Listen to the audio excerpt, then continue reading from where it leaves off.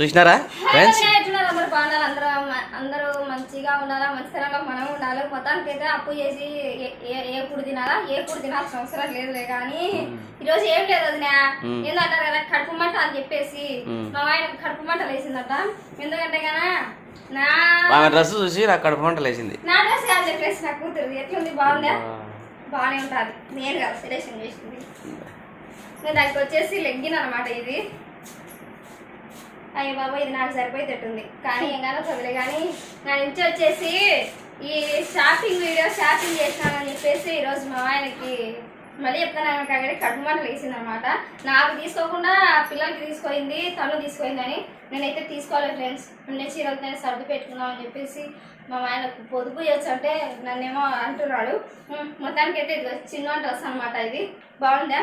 Same తీసుకున్నాం అనుకున్నా కానీ ప్యాంట్ సరిపోలేదు పెద్దవానికి అయితే. కానీ ఇదైతే పెద్దవానికి. ఇదో ఇది మీద ప్యాంట్. ఇది చెప్పు బావా, ఏం బావా మాట్లాడవు? మాట్లాడాలని లేదా? అవులే, మాతేం మాట్లాడతావులే. పెళ్ళిళ్ళు అయిపోయినాక అయ్య దొలకపోయి అరుంధతి నక్షత్రం చూపించంటే ఏం కానొచ్చాయి తెలుసా? పెళ్లి కొడుకు చుక్కలు కానొచ్చాయి కాదు, అరుంధతి కనొచ్చాయో లేదో తెలియదు కానీ అప్పులు బాగా కనొచ్చాయి అనమాట. అందుకు కాబట్టి ఆయన అక్కడ అనుకుంటాడు అనమాట. ఇక్కడ నాకేమనిపించింది అంటే, ఈ గుడ్డలు చూపించి నువ్వు అలంకారం చెప్తుంటే నాకు అనొచ్చింది. మళ్ళా ఎంత అయిన తర్వాత దేవుడు అని చెప్పేసి. ఎంతైనా ఏమైపోయినా